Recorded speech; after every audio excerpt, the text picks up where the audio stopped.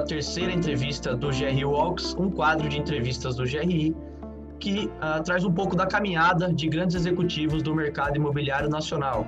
E hoje a nossa convidada é a Tânia Costa, diretora de desenvolvimento do grupo IWG aqui no Brasil. Tânia, muito obrigado por aceitar o convite do GRI. Como é que você está? Seja bem-vinda. Eu é que agradeço a oportunidade de estar participando com vocês. Enfim, muito obrigada pelo convite. É sempre um prazer fazer parceria com o GRI. Perfeito, perfeito. Bom, vamos lá. Você está, Tânia, há mais de 5 anos no grupo IWG. Você é responsável pela expansão das marcas Regus e Space aqui no Brasil, uma expansão que, aliás, é notável. A gente tem visto aí esse crescimento por todo o país. Mas antes disso, você construiu também a sua carreira passando por outras grandes empresas inclusive de nível global. Então, minha primeira pergunta é o que você destaca dos aprendizados que teve nessas passagens anteriores da sua carreira? Bom, vamos lá. A gente nunca começa global, eu sou arquiteta de formação, né? Então eu comecei como qualquer arquiteto, sou formada pela Federal do Rio, escritório de arquitetura, rapidamente descobri que isso não tinha nada a ver comigo, eu não tenho a paciência necessária para isso, né? E aí fui migrando para ramos, vamos dizer, mais objetivos, onde as pessoas têm metas, prazos e budgets e as coisas são cumpridas, né? Eu trabalhei muito tempo na área de varejo, né? Começando ainda, logo no começo da carreira, na área de projeto, mas aí rapidamente, vamos dizer assim, começou, não, você negocia, então vai você lá, negocia, escolhe o ponto, não sei o quê, e aí eu já comecei a fazer uma virada da minha carreira para a área mais comercial e de negócios, né? Em vez de simplesmente a área de projeto e tudo, que eu adoro, mas que hoje em dia eu olho os outros fazerem e acho ótimo, tá? No Rio, eu trabalhei, eu sou do Rio, né, como meu sotaque denuncia, eu trabalhei muitos anos na Engineering, uma grande gerenciadora que depois foi comprada pela Rios International, que foi uma grande escola para mim, porque ela fazia gerenciamento de projetos e obras de tudo que você possa imaginar, da escada rolante do Cristo Redentor a uma plataforma de petróleo, entendeu? Então, hotéis, projetos fora do país, centros culturais e tudo. E na engenharia, a gente, até para viabilizar alguns dos projetos e tudo, a gente também, além desses grandes clientes globais, a gente às vezes estruturava uma operação imobiliária para viabilizar. Um sale-leaseback, um build-to-suit, alguma coisa às vezes que não tem o nome tão certinho, né? Então, aí realmente eu virei totalmente a minha carreira para um real estate de negociação, né? Real estate na essência da palavra, né? E vim para São Paulo há quase 15 anos, né? Uma transferência acompanha marido, mas realmente, em termos de real estate, o Rio também é mais restrito, vamos dizer assim, a sede de todas as grandes empresas e tudo para a Latam. Se não tiverem em São Paulo, vão estar na Cidade do México, mas, enfim, basicamente está tudo aqui em São Paulo. Então, fazia também muito sentido nesse meu momento de carreira, né? Vim para cá. Logo que eu cheguei, eu tive um convite para trabalhar na Cushman. Enfim, já conhecia bem a Celina, que é uma grande líder e com quem eu aprendi muito. O Fernando Belubi, que infelizmente faleceu recentemente, mas que, enfim, foi meu primeiro chefe direto aqui em São Paulo na área de Project Management Global Accounts da Cushman, né? E na Cushman eu fiquei realmente designada para esses clientes globais, para projetos grandes, acompanhando o processo inteiro, quer dizer, toda a negociação, todos os contratos, tudo. Fizemos algumas coisas bastante interessantes na área industrial, fábricas, enfim. A sede nova do Santander, quando aquilo ali ainda era... Estavam demolindo a Daslu, né? Enfim, e dentro da Cushman, pela própria natureza da empresa, extremamente internacional e com grandes clientes, eu realmente tive uma oportunidade de aprendizado muito grande, né? Porque você fazia um projeto com um cliente numa determinada zona, às vezes com implicação em outros países ou não, às vezes era industrial, às vezes era corporativo, e sempre nessa, vamos dizer assim, nessa vibe de você abraçar o projeto como um todo, desde que ele começa a entrar na empresa até você entregar o produto final, né? Foi um belo aprendizado a Cushman e sempre fico muito feliz quando encontro o pessoal de lá, né? E aí eu dei um intervalo e mudei de lado da mesa. Eu passei alguns anos como responsável, como Managing Director para Brasil, Chile, Argentina e Peru, da segunda maior empresa de imobiliário corporativo do mundo, que chama Ayers. Tá? O que me atraiu nesse projeto?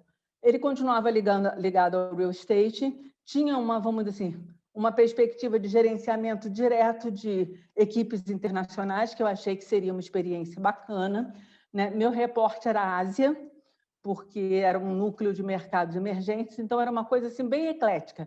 Matriz Estados Unidos, report Ásia e uma série de países Latam, né?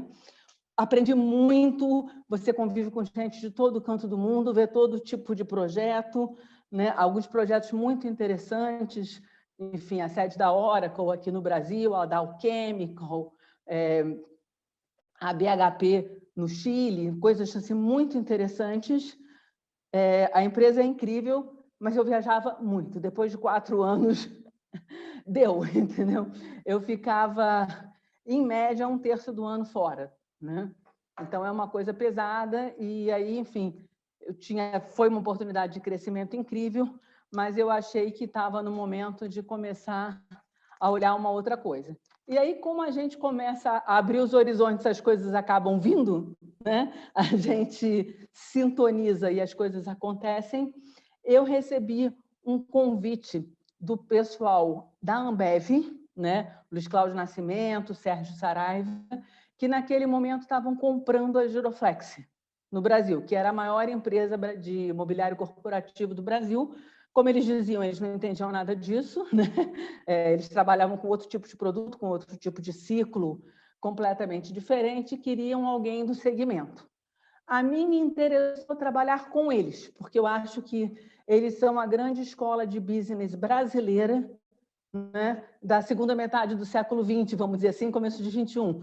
Mas, principalmente, né, quando a gente fala dos anos 90, 80, 90, 2000, enfim, eles criaram uma nova maneira de gerir, de administrar no Brasil, né? Trabalhei com eles por quase 2 anos, aí eles resolveram se desfazer da empresa. Eu falei, não, sem vocês não tem graça, né? Aí, assim, uma empresa de imobiliário brasileira, para quem já tinha cuidado de uma região para a segunda maior do mundo, não fazia, vamos dizer assim, sentido em termos de passo de carreira, né? E aí eu vim para a Regus, que era um segmento, eu já tinha sido cliente, é um segmento que eu sempre acompanhei porque eu acho muito interessante, como profissional de real estate, como cliente, tudo. E aí, enfim, eu soube que havia uma vaga em aberto lá fora, escrevi para o RH Global e vim para cá, né? Desde 2015, que vem sendo uma experiência assim super interessante, porque o segmento é incrível, a velocidade com que se cresce, as oportunidades do Brasil e tudo mais.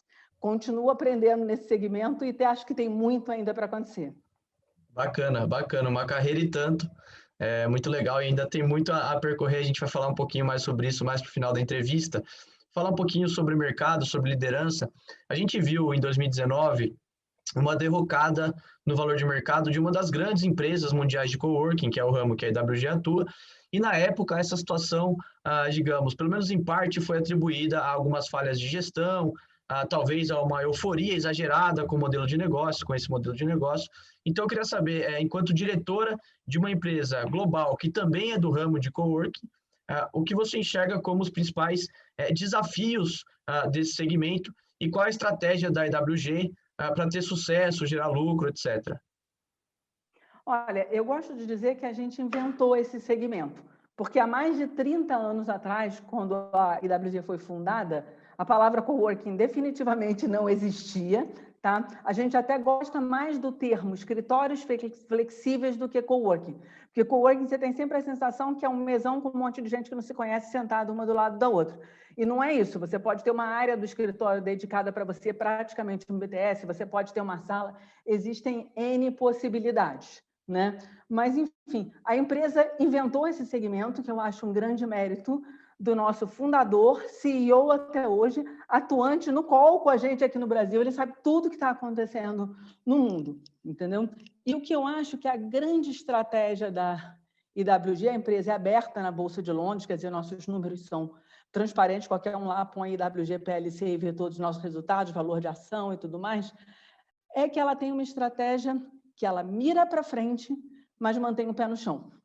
A gente está acompanhando tudo que acontece de novo em tendência, em tecnologia, muito antes também da palavra startup ser chique, né? A gente acompanhava pequenas empresas do segmento, se a proposta fosse interessante, a gente incorporava elas, fosse por merger, fosse por acquisition, fosse por que fosse, mas sem nunca tirar os pés do chão, porque isso é uma empresa de capital aberto e ela tem que dar resultado, né? Então, a gente tem toda uma série de processos extremamente bem estruturados, né? Uma série de controles.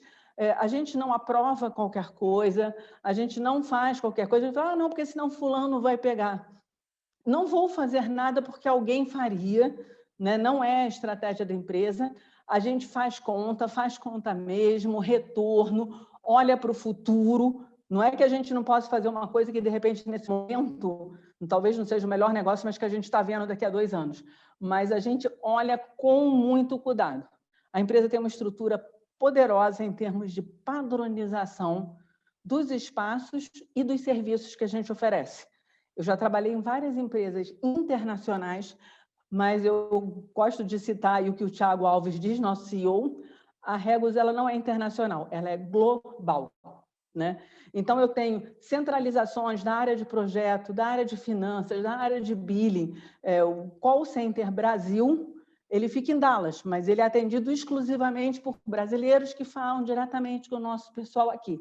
A interação da empresa em todas as áreas do mundo onde ela está é incrível, sustentada por muitos sistemas e com muitas ferramentas de controle. Então, eu diria assim que o segredo do sucesso, eu diria que não só no segmento escritórios flexíveis, mas, enfim, na maioria dos segmentos de negócio, é você estar sempre atento ao que acontece para frente, tendência, inovação, tecnologia, concorrência, tudo, mas sempre com o pé muito no chão, no sentido do que eu posso fazer, como que eu posso fazer melhor, né? Então, está com essa coisa assim muito... A empresa dá respostas muito rápidas para quaisquer mudanças.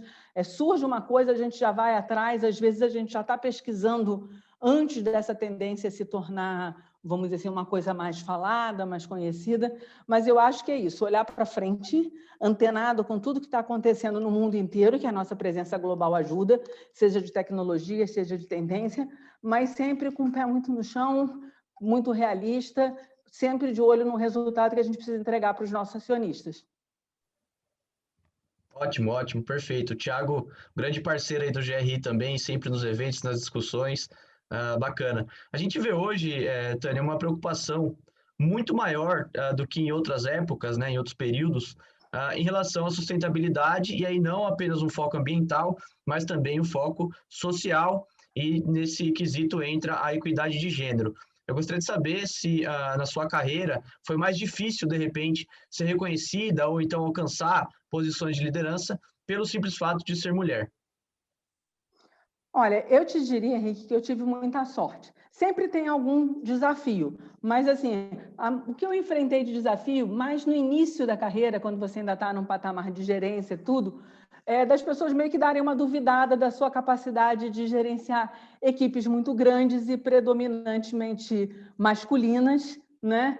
E de, eventualmente, você poder ser mais dura numa negociação, e, enfim, que nem todas elas são fáceis. Mas, enfim, coisas muito pontuais, muito no início de carreira. Às vezes, eu vou te até contar um caso aqui interessante. Você tem parceiros, enfim, reportes diretos e tudo, que querem te proteger quando você não precisa de proteção. Então, enfim, quando eu trabalhava na engineering, eu estava saindo para uma reunião de um contrato que estava dentro da minha alçada, da minha superintendência. Era uma reunião difícil, pesada, com pessoas pesadas, e um dos sócios, na hora que eu estava saindo, me perguntou: você quer que eu vá com você? E eu falei: para quê? Eu fiz tudo sozinha até agora, te agradeço, muito obrigada, não preciso da sua ajuda, você até me atrapalha, porque se eu tiver algum problema que eu queira ganhar um tempo para dar uma resposta, você, como sócio, é uma instância para mim. E se você estiver do meu lado, você vai ter que responder. Muito obrigada, assim que acabar a reunião eu te ligo, entendeu? Mas, enfim, a gente sabe, tem várias pessoas que trabalham conosco, o que você convive profissionalmente, tudo, que tiveram realmente dificuldades mais sérias em função dessa questão de gênero. Você diria que o mercado imobiliário é mais conservador em relação a isso ou não? A gente vê aqui no GRI que há muitas mulheres liderando empresas do setor, né? Sim, mas se você olhar, há muitas mulheres chefiando empresas do setor, a gente tem grandes líderes, enfim, e tudo, a própria Celina como um exemplo e tudo, mas se você olhar qualquer reunião do GRI, você vai ver muito mais terno e gravata do que qualquer outra vestimenta. Teve até uma reunião que a gente fez uma foto das mulheres presentes, mas assim, a gente fica sempre num patamar de 10 a 20% aí dos presentes. Mas eu acho que é um segmento que, como ele envolve, vamos dizer assim, grandes responsabilidades, grandes somas de dinheiro, enfim, movimentações importantes, ele acaba privilegiando a capacidade de entrega. Ótimo, ótimo, excelente. Vamos falar um pouquinho do mercado corporativo agora, de fato. Queria entender a sua visão sobre o futuro do trabalho, talvez até já o presente, né, desse trabalho, o futuro se materializando já nesse momento. Você acredita no modelo híbrido, e onde entram os coworkings nesse contexto? Olha, a gente acredita 100% no modelo híbrido, né? As pessoas não acreditamos, e tenho conversado com várias pessoas do segmento, que as pessoas queiram ficar em casa para sempre. Eu acho que isso foi uma euforia que já acabou, né? Agora, sim, acho que tivemos modificações importantes e que essas modificações, de uma certa maneira, vinham acontecendo, mas foram extremamente aceleradas pela pandemia. Eu diria que, em alguns casos, a gente teve uns 5 anos de aceleração, né? A gente vê parceiros da gente, grandes bancos, fundos de investimento, que não, as pessoas não podiam levar nem um laptop para casa, porque ficava tudo no servidor da empresa. E, de repente, uma semana, você teve que alugar laptop para todo mundo, você está funcionando assim há quase 1 ano e meio, e, surpresa, funciona, né? Todo mundo consegue fazer as coisas e tudo. Mas, enfim, a gente acredita no modelo híbrido, tá? Uma tendência que a gente tem acompanhado tudo o que está acontecendo no mundo. Close to home, em vez de home office, né? As pessoas falam, na maioria das pesquisas internacionais, enfim, da Ásia, América do Norte, as pessoas gostariam de ter a possibilidade de trabalhar 1 ou 2 dias em casa. Você não vê ninguém que fala, eu quero ficar para sempre trabalhando em casa. Essa resposta, zero, entendeu? E dentro do trabalho híbrido, a gente tem visto muito um conceito que a gente chama de hub and spoke, né? Que era um conceito muito usado para transporte, para mobilidade urbana, né? Que você não precisa todo dia se deslocar para uma grande centralidade, né? Você pode ir para locais mais periféricos e, quando necessário, a gente fazer o deslocamento para essas grandes centralidades. Então, a gente vê no nosso próprio negócio, por exemplo, Londres, Nova York, cidades que tiveram uma queda de ocupação downtown, né, num primeiro momento, mas um crescimento 5 vezes maior na periferia. Então, o cara que vinha, sei lá, de Danbury, dirigia até a estação do metrô, pegava um trem e ia para Manhattan, ele faz isso 1 vez por semana, talvez 2, né? Mas nas outras vezes ele vai trabalhar na Regos de Danbury, entendeu? Então, a gente está vendo essa mudança como uma mudança muito forte, uma procura por localização diversificada, né? Efetivamente, o seu portfólio ser mais espraiado, de modo que o cara até pode ser cliente de Campinas, porque ele está do lado da casa dele, e aí 2 vezes por semana, 1 vez por semana, ele precisa ter reuniões na Paulista, e aí ele vem para a Paulista, né? Nosso modelo facilita muito, primeiro vamos dizer assim, pela quantidade de centros que a gente tem. O Brasil tem espaço para muito mais, mas a gente é de longe o maior portfólio do país. E o fato desse portfólio ser 100% integrado com o nosso portfólio global. Então, você é cliente Regos em qualquer lugar onde você estiver. Então, sei lá, você tem um escritório em Alphaville, porque é perto da sua casa e você vai todo dia. Mas aí, 2 dias por semana, você tem reunião na Paulista, ou um na Paulista ou na Faria Lima. Nesses 2 dias, você pode ir para o nosso escritório, ou na Faria Lima, ou na Paulista, ou onde quer que seja. Aí você viajou, enfim, e seja Miami, seja Buenos Aires, qualquer coisa entre o Togo e a Finlândia, né? Dentro da nossa estratégia de mais de 3.500 centros no mundo, você tem um lugar onde você pode ficar. Todo centro tem uma área comum, você sabe que a recepcionista vai falar inglês, que o Wi-Fi é decente, que você pode ter qualquer outro serviço de impressão para lá num pay-per-use, o seu próprio, vamos dizer assim, o seu próprio aplicativo de cliente que você tem no seu celular, você abre a geolocalização onde você estiver e ele já te dá as réguas mais perto, para você não ficar, sei lá, numa cidade que você, de repente, não conhece, né, zanzando atrás de uma réguas, né? Então, você abre lá, pega o endereço, põe no Waze, enfim, e vai embora, né? Então, essa coisa do trabalho flexível, eu acho que é uma coisa que não tem mudança, né? Ele vai, talvez, evoluir no sentido de, para algumas coisas, ser mais digital. Dentro do nosso portfólio, a gente tem várias plataformas, ainda não aqui no Brasil, mas que englobam várias outras empresas do segmento, como plataforma de reserva e tudo. A gente está muito atento a esse movimento, mas o espaço físico, seja ele um prédio corporativo ou um espaço flexível como nós somos, ele não vai sumir, ele vai mudar. Bacana, bacana, perfeito. Além da Regus e da Space, do Space, o grupo IWG tem outras marcas mundialmente. Como é que está a entrada dessas marcas aqui no Brasil, né, no mercado brasileiro, e no que elas se diferenciam em termos de conceito do que já é oferecido atualmente aqui no país? A gente está trabalhando com uma atenção especial para duas marcas, né? Uma marca que chama HQ, tá? Que faz parte, inclusive, de uma aquisição internacional da gente há uns 10 anos atrás, que a gente comprou a HQ americana no mundo inteiro, botamos a marquinha na gaveta, agora a gente redesenhou ela, né? E ela vem como uma marca mais de entry-level e de back-office. Então, assim, ela não vai estar num Rocha Verá, mas ela vai estar num prédio B muito bem localizado, com facilidade de transporte, de tudo. Ela vai ter, vamos dizer assim, um fit-out um pouquinho mais simples, não na parte de tecnologia, tá? Que isso daí para a gente é standard, não tem como, né? Que te permita até dentro dessa... Ela já existia antes da pandemia, tá? A gente começou com uma marca low cost que chamava OpenOffice, que foi um sucesso muito grande, especialmente na Ásia. Aí, quando a gente estava trazendo o OpenOffice para cá, para o Brasil, a gente está falando de 18, mais ou menos, o OpenOffice virou uma marca self-service, né? No qual as pessoas não precisa ter uma recepcionista no centro. Você tem mais de 200 unidades disso na Ásia, mas no Brasil isso a gente entendeu que não ia funcionar, né? Por exemplo, no Japão, a gente tem vários centros, o cara pega o saquinho de lixo dele e leva. A gente não achou que a gente já estivesse nesse ponto. Então, a gente abortou e aí foi desenhada a marca HQ, que é uma marca ainda com serviços, né, de recepção, de uma pessoa lá e tudo, mas, vamos dizer assim, uma marca mais de entry-level, né, que é uma marca que a gente já está trabalhando bem pesado para trazer ela para o Brasil, né? A gente tem uma outra marca chamada Signature, que é, vamos dizer assim, um Regus App, né? É um Regus com um pouco mais de mordomia, com um pouco mais de privacidade, com, vamos dizer assim, áreas reservadas para cada cliente maiores, esse tipo de coisa, né? E tem algumas outras marcas que a gente acha, por exemplo, que é preciso esperar um pouquinho. A gente tem uma marca maravilhosa chamada Number 18. Europa e Estados Unidos já estão cheios, mas, enfim, ela é uma marca que é tipo um clube.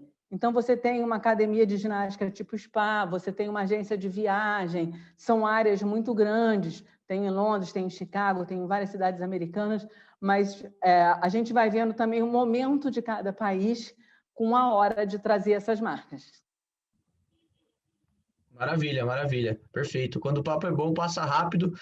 A gente já está se encaminhando aqui para o final. Então, eu queria saber, Tânia, onde você se vê daqui a 10, daqui a 15 anos, e como você acha que vai estar esse mercado corporativo de coworkings, para a gente arrematar aqui com chave de ouro a entrevista, por favor.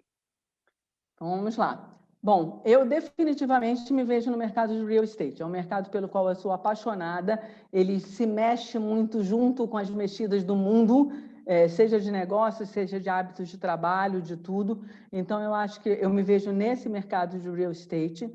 Eu acho que o mercado de escritório flexível é um mercado que nem mercado de casa, não vai acabar nunca, todo mundo vai continuar morando, né? Você tinha só, vamos dizer assim, no passado, 40 anos atrás, só o escritório convencional como uma opção de local local de trabalho, né? Depois da chegada do escritório flexível aí, com a invenção da Regus há mais de 30 anos atrás, eu acho que isso é uma coisa que veio para ficar, entendeu? Ele vai se adaptar aos tempos, o trabalho é uma coisa extremamente flexível hoje em dia, a própria tecnologia nos permitiu ser nômades digitais, né? E conseguir estar trabalhando em diferentes espaços, em diferentes modelos e tudo mais, mas eu acho que nem o mercado corporativo, nem o mercado de escritórios flexíveis vai terminar. Eu acho que isso daí é uma coisa que está nos próximos 10, 15, 20 anos por aí. E eu me vejo nesse mercado. O mercado de escritórios flexíveis é um mercado que me atrai muito, porque eu acho que ele está sempre um passinho na frente do que vai vir depois para o convencional. Então, acho que ele tem um viés de ditador de tendência, né? E, eventualmente, alguma consultoria sempre ligada à área de real estate. Ótimo, perfeito, Tânia. Bom, como eu disse, a gente está chegando ao final da entrevista. Eu gostaria de agradecer imensamente pela sua disponibilidade, por ter aceitado o convite aqui do GRI e compartilhar suas experiências, suas opiniões sobre o mercado corporativo também com a audiência do GRI, que, como você sabe, você faz parte do clube, é muito qualificada. E para você que nos assiste, deixar alguns recadinhos. Se você gostou dessa entrevista, se gosta desse quadro, compartilhe com colegas aí do mercado. Também certifique de estar inscrito aqui no canal do GRI no YouTube, clicar ali no sininho para receber todos os conteúdos novos, né? Parece coisa de youtuber, mas é verdade, faz diferença. Você sempre vai ser notificado. E também acompanhar o GRI Clube nas redes sociais, em todos os perfis, a gente está em todas as plataformas, para ficar por dentro de conteúdos como esse e também dos Emits, né, os encontros virtuais. E logo mais, a gente espera que a pandemia realmente possa arrefecer com as vacinas e tudo mais, a gente voltando com os encontros presenciais, tá legal? Tânia, muito obrigado pela entrevista, espero que você tenha gostado e a gente se vê numa próxima oportunidade. Com certeza, espero em breve a gente poder estar no encontro presencial do GRI. E, enfim, eu que agradeço a oportunidade de estar aqui com vocês, Henrique. Valeu, tchau, um abraço. Tchau.